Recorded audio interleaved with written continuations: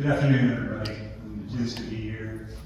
And I have to tell you, I'm not a funeral director, never sat on that side of the table with families, but I love funeral directors and support staff and the kinds of things that you guys do on a daily basis for families. Not sure if you've thought about it this way, but I was thinking about it recently that you guys represent millennia of human evolution of how we care for our deceased, right? For thousands and thousands of years, we've figured out how to get better and better and better at this, and you guys are at the apex of everything that we've deemed worthy to do for our loved ones. And I think that's kind of an amazing thing. You know, what you do on a daily basis is the very best that we've ever done it, ever in the history of the world. And especially those of you in this room are on a daily basis doing this and serving families in ways that are at the highest level that has ever happened in human history. I just think that's pretty cool. You're the instruments by which society cares for its deceased, and in this noble profession, you're the hands by which we carry out our most sacred traditions. So, thanks for having me. I want to go ahead and start. Yeah, let's go ahead. Do I need a clicker? Thank you.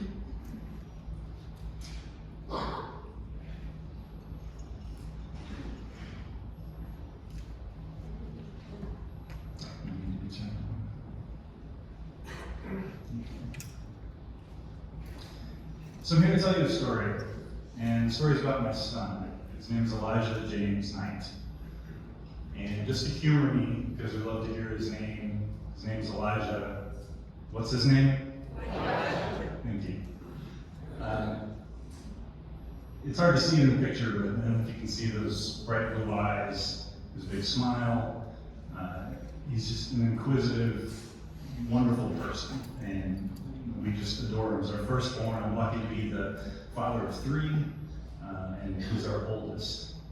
So, when I get back to Elijah's story, first I want to have you think about this throughout the presentation, and that's ripple effect.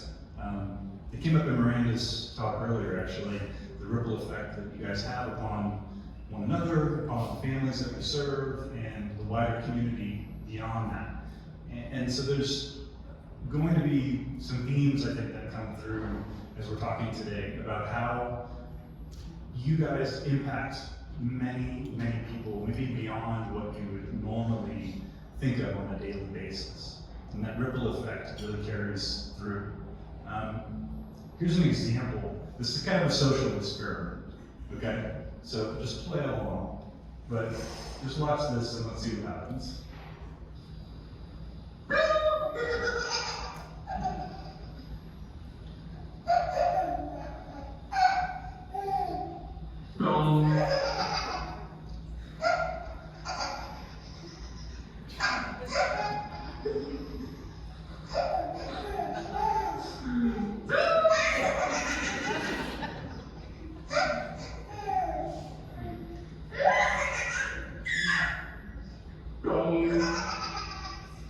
So raise your hand if you're smiling right now. It's contagious, right? And you, along with 22 million other YouTube fans, have followed this laughing baby.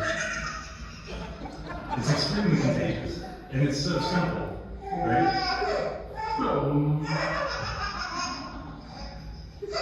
know what else is contagious? Yawns. He has a escape.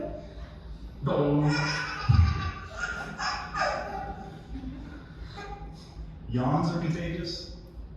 You know, here I am after lunch telling you about yawns. You're going to think about yawns. You're going to start to want to yawn. I'm not going to want to because it's rude or whatever. I don't take it as an offense. It actually just means that you have a lot of empathy. Yawns are more contagious amongst people that you care about. I don't know if you knew that. So if you see somebody that you love and care for yawning, then you're more likely to yawn. It's just another one of these things that spreads out just from us being, right? So sort of like laughing, smiling, yawning. There's a few things that just spread out. And you didn't know this, Gary didn't know this, but you guys are going to get a quick physics lesson. I'm usually the only physics nerd in the room, so bear with me. But I'll try to make it real simple. So the idea is that we, as people, move through the world as not just straight line particles being, right? We kind of move as a wave.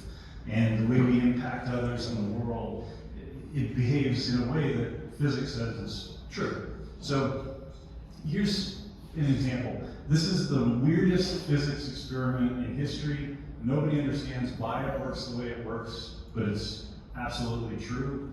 It's been done thousands of times. Nobody understands it. You won't understand it, I don't understand it, but this is how the universe actually works. So you shine a light at two little slits, right, in the screen.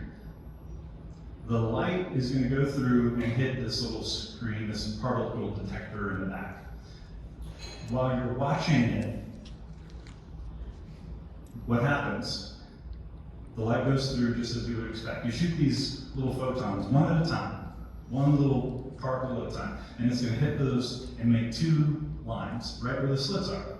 Makes sense, right? Pretty simple. That's the obvious answer. Here's the weird part. What happens when you're not watching the experiment happening? Something totally different happens. As soon as you stop watching which of those slits the particles went through, they don't act like particles anymore, they act like waves.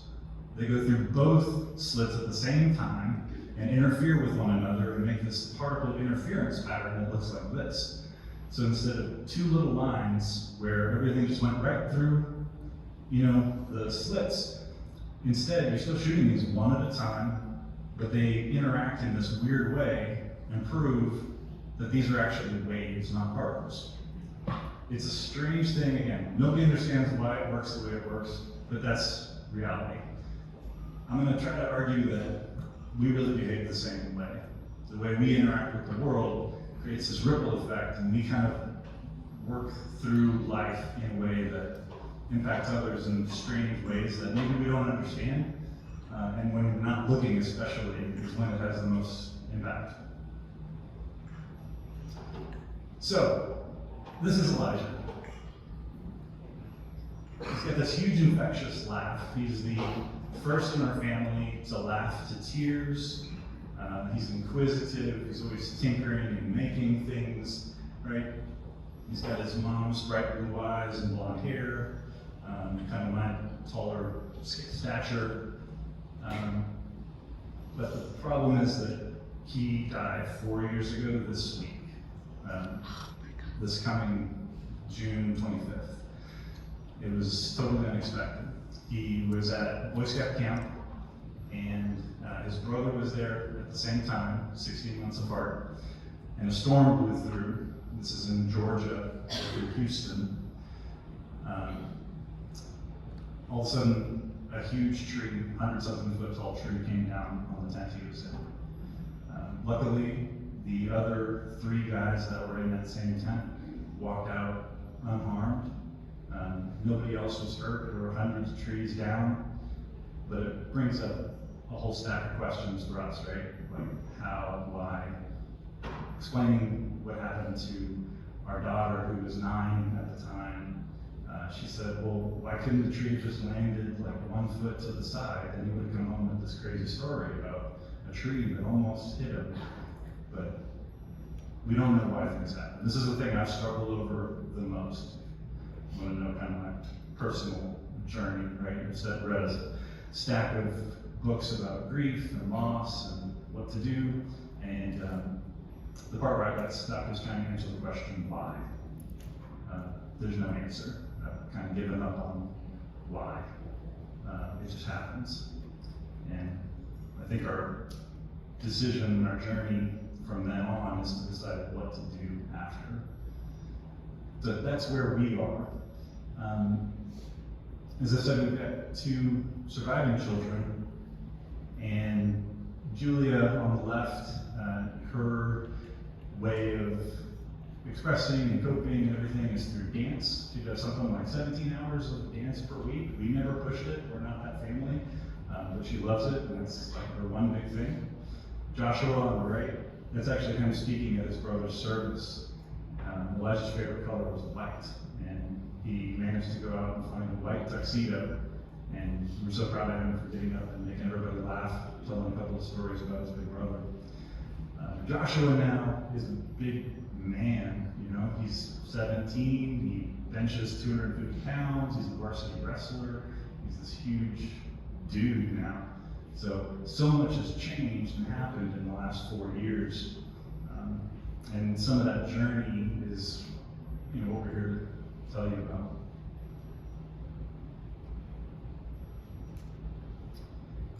As I said, Elijah was always tinkering, he's always making things. This was a little articulating robotic hand that he put together with cardboard and fishing wire and glue for, it was his birthday or 1 year or Christmas where he asked for a really fancy glue gun. I mean, I don't know what teenage boy asks for a glue gun, but we got him like the best one that we could with a bunch of little nozzles and different sizes. And every Saturday morning we'd wake up and he'd have created some new thing that we had never thought about. He had clever solutions to problems. Like one time we were supposed to go to Galveston to go to the beach. It was a really windy day. We were going to take our little pop-up tent, right? We have these pop-up tents. They come with stakes. Stakes don't do anything when you're in loose sand. So we were like, what do we do? We were thinking of bringing weights and like all kinds of solutions. And Elijah looked at us like we're crazy. He goes, why don't you just bring some empty plastic bags, fill them with sand, and then when you're done, recycle the bags. Well, of course that's what we're going to do. His mind was always coming up with sort of the simplest engineering solution. It's just obviously that's what we should do. And somehow he put up with us being so slow. And he was always thinking of the next new thing. This is his room. It's left untouched, actually. So all these little trinkets and objects are on these shelves that he built himself. Most of the objects on the shelves he built. He made them out of popsicle sticks and glue and rubber bands. So you can kind of get where I'm going, right? He had this potential to create, to manifest interesting things in the world, to solve problems, to fix things. This was a journal where he was writing down his invention ideas and like drawing sketches, and heartbreakingly, it's mostly empty. He never got to fill in the rest of the pages. So what we asked at his service is for the rest of his generation to try to pick up where he left off.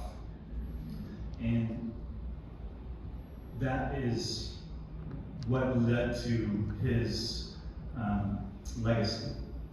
So he was working on his Eagle Scout project, right? He was at that summer camp I told you about, trying to finish up his last few requirements, and it was the last big thing is to do the Eagle Scout project. But he didn't want to just do kind of the standard thing of like make a bench or, I don't know, go and clean up a trail or something. You know, something that would be kind of a one-time thing and then not really have any long-term effect. He wanted to solve a problem. He didn't want to just make something, he wanted to fix something. So what he batted around was a bunch of really big concepts like social equality, racial equality, gender issues, the environment. He was trying to take on these massive problems and figure out, well, what can I do that would actually be a systemic fix for this problem that would actually last? And this was 2 weeks before he left for that camp and passed away. He said to my wife, well, if you start everything with kindness, the end will be okay. Again, his kind of obvious solution. Like, doesn't everybody get that? But none of us have thought of it. It's so simple, right? And the cool part is that kindness is kind of a verb in this context. It's an action. It's doing something. It's not just being nice to people. It's not just posting something on Facebook that says, hey, be kind today.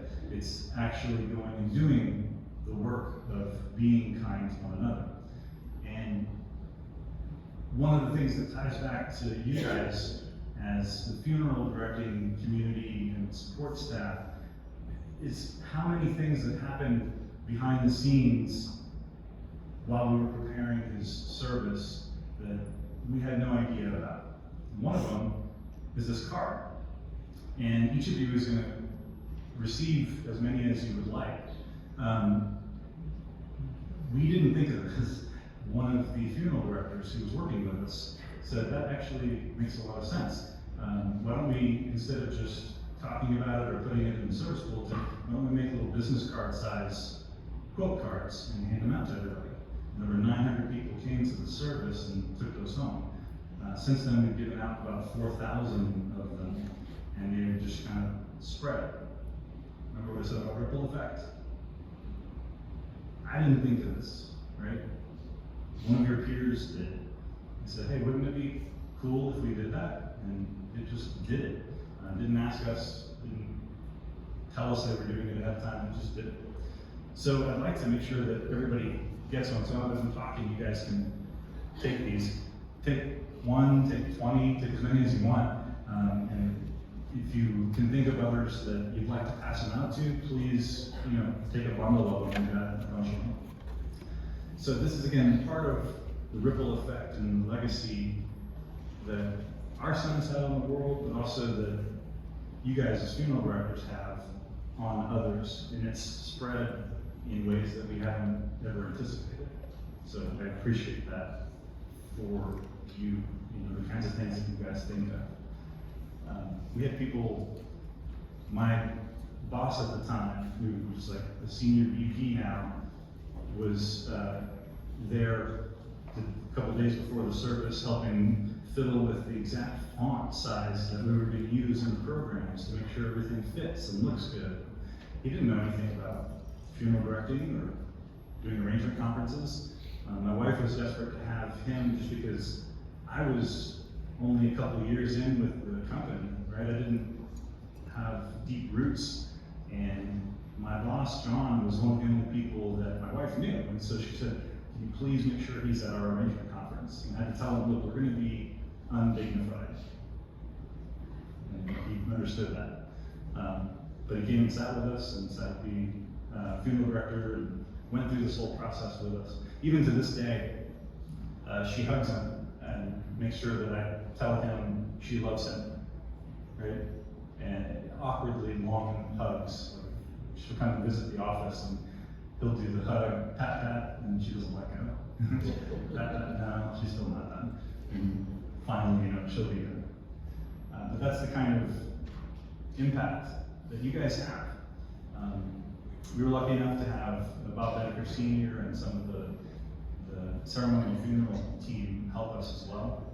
And I was just in awe, again, of the kinds of things that you guys do for families, little things like, again, 900 people, right? Some of whom we didn't even really know, they just showed up. And Bob did this amazing thing where he would stand right next to my wife, and somebody would come and want to shake her hand and say, I'm so sorry. And as soon as she just barely looked over at him, he would so gently but firmly usher them, thank you for coming, we can move along now, and have the next person come up. And again, she would just stand there and hold Bob's hand, and he would be her rock through the whole process. This is again why I love you guys and what you do, the kinds of impacts that you have on people in tiny little ways. But these are the things that my family still talks about on a regular basis, right? Such little things that you probably do just because you're caring and that's how you operate. But it lasts in such a long way for the rest of us. It creates this huge ripple effect. So that quote, start everything with kindness and the end will be okay. It took off. It took off in ways that we didn't plan or expect. And again, it started with the funeral director saying, hey, we should hand out these quote cards. So all of a sudden we started having artwork show up at our house, left on the doorstep. People making signs and banners and doing chalk art. The principal of Elijah's school painted the one in the middle there and hung it in the entrance of the school. They dedicated a bench in Elijah's honor and put this quote above it. It's just kind of snowballed, right? And so I guess I'm hoping that as part of this ripple effect just continues through you guys. And if you take it to heart and find it useful, that's something that you'll carry forward as well. One of the things we're most proud of, though, is this. So there was a banner that everyone could sign at the end of the service, and somebody anonymously wrote, "Elijah, you made me feel like I was worth something." Right? Really, really simple, but I don't know if there's anything that I could hear as a parent that would make me more proud of my kid. We heard from some of his teachers that he would light up the room by walking in and just smiling, or he would talk with people. He had a friend who was an African-American, deaf, homosexual boy in middle school, and Elijah went and learned some sign language so that he could communicate with this guy, and they became friends. One of our neighbors told us, again, after Elijah passed away, that Elijah was the best friend of his severely autistic and nonverbal son, and that we'll never know what it means as a parent to have someone go out of their way to just acknowledge this boy Anthony when you spend time with him.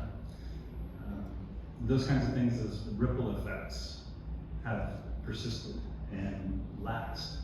And that's, again, where kindness isn't action, it's a verb. And it's such an easy thing to do, right? So out of this loss, we created a nonprofit called Kindness to Action, and it started at Elijah's service. And we asked everybody to do two things, to give to kindness and action, just those two things. And you have to put them together, because one without the other doesn't really accomplish much. But if you put them together, then you can have a huge impact on the world. And again, in such simple, small ways. So this is where we have gone since then. We started doing a few service projects in Elijah's honor, right? On his birthday, on his death anniversary, we would pick a project that we thought was kind of worthwhile and go and do it. This one was downtown Houston, a place called Discovery Green. So we got permission to go to a chalk art day, and about 30 volunteers showed up and chalked the entire area, like every bit of concrete that you could see, and made these walking trails, and there's little messages all along the path. At the same time, families that couldn't be in Houston, they organized their own chalk art days in Oklahoma City and Seattle, and just sort of spread. We've done a couple of little things like benefiting the counseling center where our family started attending. We had a cleanup day where we went and fixed up the whole grounds and kind of helped repaint, and again, a bunch of volunteers showed up and helped with these things. So the neat thing, though, again, is that this is not my idea. I'm not here saying, hey, look at all this cool stuff we've done. These have been ideas that the people that volunteer and sort of taken this message to heart have come up with, especially the students. So what we really rely on is middle school and high school age kids, Elijah's peers, essentially, to come up with the next thing. And we put together a student advisory committee, and they're the ones who have been brainstorming, what would be impactful, what's something simple and scalable, what would actually impact a lot of people, or be kind of a solution that will fix things for others. When Elijah turned 16, we asked for folks to do some activities. A school in San Antonio picked this up and used Elijah's quote and asked all of the kids to write notes to one another. And so they all wrote kind notes, thanking one another for just simple things that they do for each other on a regular basis. There's a little video I don't have in here, but one of the boys reading his note, and he breaks down crying. It's a boy we don't know, right? But the message, I guess, has enough impact that it's affecting people in ways like that. So just really proud of our boy for the kind of impact he's had. We celebrated Random Acts of Kindness Day in February. On what would have been Elijah's 18th birthday, we did 18 acts of kindness. So we kind of put together a list. Here's a bunch of simple things you can do, right? Like carry a $20 bill in your pocket and find somebody random on the street and say, here you go, have a good day. No explanation necessary, just, really? And, a lot of times they'll end up asking some questions. There were a variety of different things that you could choose from, and we got to see people all over the country going and doing little acts of kindness and telling us about it, taking photos, paying for Starbucks for the person behind them, getting gas for somebody who's in the next car over, and like, hey, let me get that for you. Just swipe their card before they can say anything. Just simple stuff, right? And that just has this ripple effect, because who knows what's going to happen when that person who benefited from that small act goes on with the rest of their day. Most recently, Elijah would have graduated high school. This was his graduating senior year, and we offered a $10,000 scholarship for a member of his graduating class, and we're really happy to give out not one, but three, one big scholarship and three small scholarships to some really deserving kids that are, again, are Elijah's age, his peers, and are kind of carrying forward that idea, all the values that we are hoping are going to get manifested into the world. We've seen that potential in some of the youth and are excited to support them. So here's some more of the things that you guys have done. Again, not my idea. I don't claim any credit for any of this stuff, but like, Elijah was super into Rubik's Cubes. He got to where he could do the speed cube. You guys, anybody have kids that are like super into Rubik's Cubes? It takes a lot of practice, but what you end up finding out when you get kind of good at it is that the regular cubes are clunky and slow, and so then you get an upgrade. You get this Japanese speed cube that flips and spins super fast. So Elijah got to where he could solve the thing in under a minute. I was really proud of it. Tried to do it for a talent show one time, but he twisted it wrong and the whole thing exploded all over the stage. So he did not make the talent show. But one of the funeral directors heard us tell a story about him with his Rubik's Cube, and so all of a sudden at his service, all these Rubik's Cube cookies showed up. And we ended up saving a couple in our freezer and have them still to this day. It's neat too that some of them are solved, some of them are unsolved. A friend of mine who used to be the primary urn buyer for all of SCI designed this, and it's called the holding cross. So it's designed to fit in the palm of your hand, and it's extremely tactile. Right? You can rub it, run your thumb along the seam. It has gravitas, it has weight. You can carry it with you, and it has a little bit of Elijah's ashes in it. And now we take this everywhere we go. It was just Tom Carey, we just went on vacation. Our family of 4 now instead of 5, right? That's a hard thing for us to say.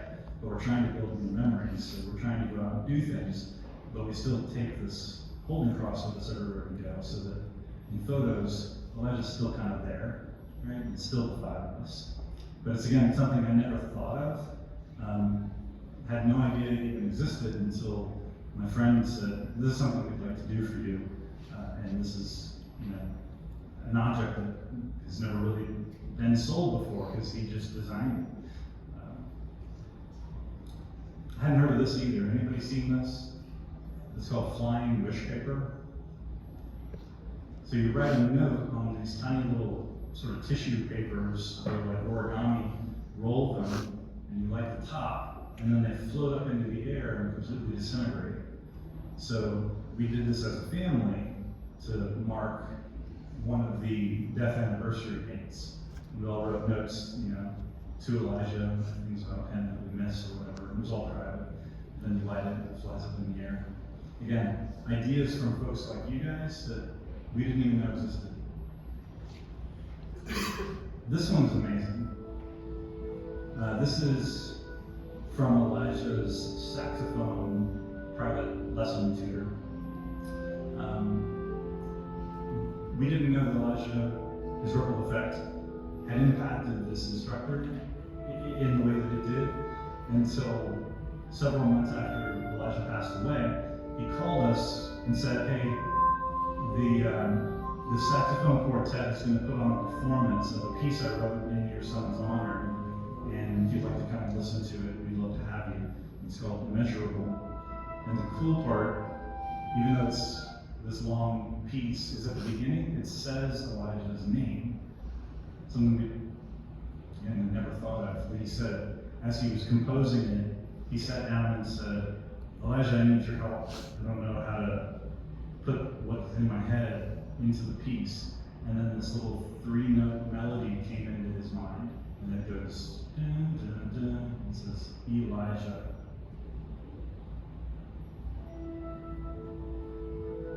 Hear it, Elijah.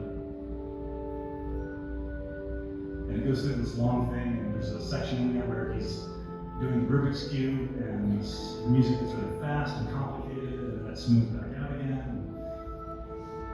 Amazing stuff that can happen. So I guess my point is that there's such a ripple effect from each of us in the ways that we just go through our daily lives.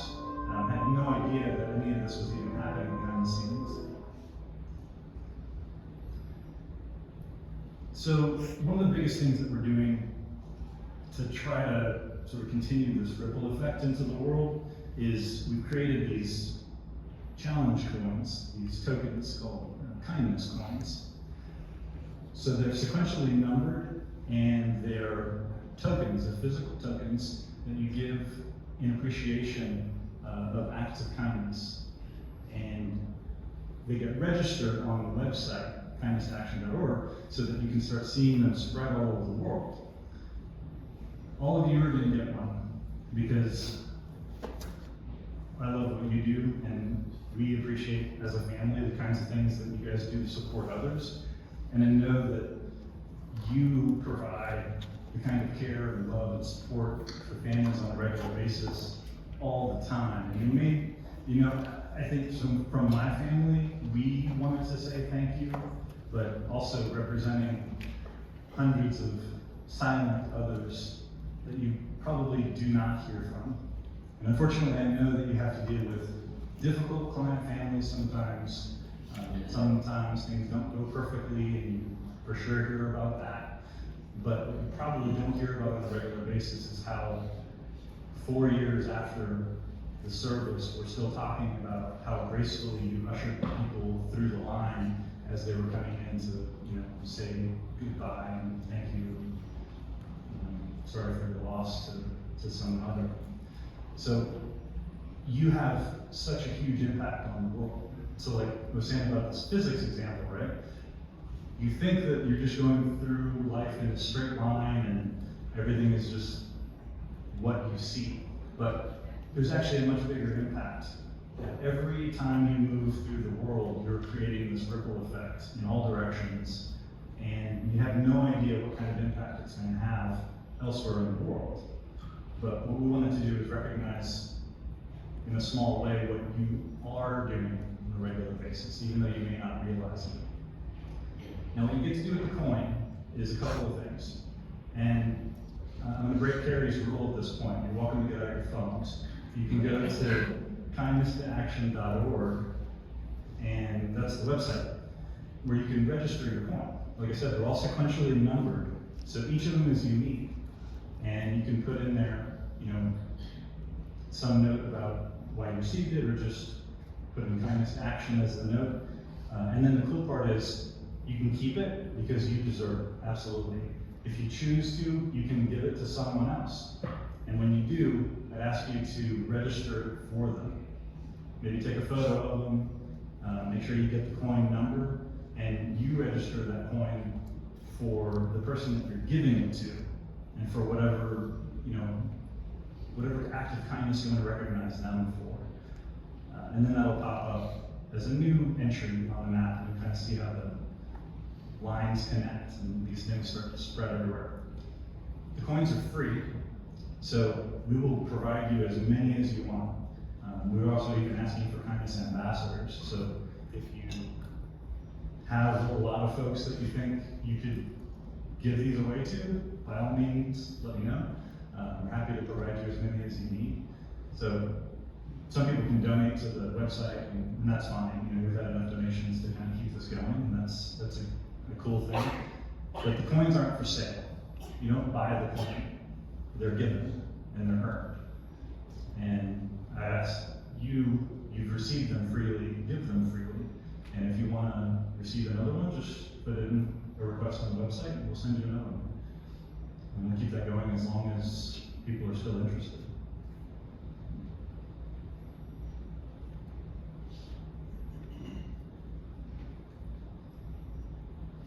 So like I said, this ripple effect has kind of spread, right?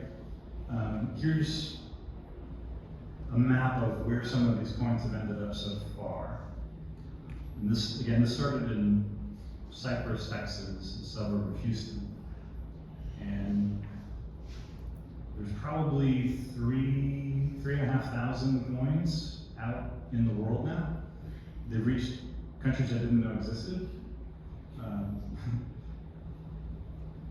Australia, New Zealand, some Germany, Saudi Arabia. So that's pretty exciting. We've had a couple of folks that travel a lot, and they're like, hey, every time I travel, I like to take coins with me, and then if somebody's doing something wonderful, then hand them out. I'm asking you to feel free to do the same. So what's your ripple effect going to be? You probably don't know what it is, right? Because we're all just going in a straight line all the time and don't think about how we're impacting the rest of the world. But everything we do has a huge impact in ways that you probably haven't thought of. And so what's exciting is to be able to look back and realize, this is one person's life and how they've impacted thousands of others. And you guys, each of you, are doing this every day. Can you imagine how many tens of thousands of people you're impacting every day in some indirect ways? Just simply by walking into a room and smiling, all the way to providing amazing care for a family who's going through the worst possible time of their lives. So again, for that, my family thanks you. I appreciate what you guys are doing. So yeah, think through the kinds of ripple effects that you want to have in the world. Thanks, guys.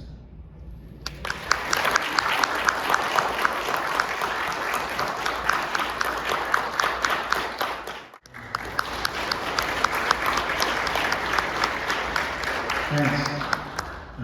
Yeah, just one more thing that Carrie reminded me of is that the kinds of things that you guys are built to do is not normal.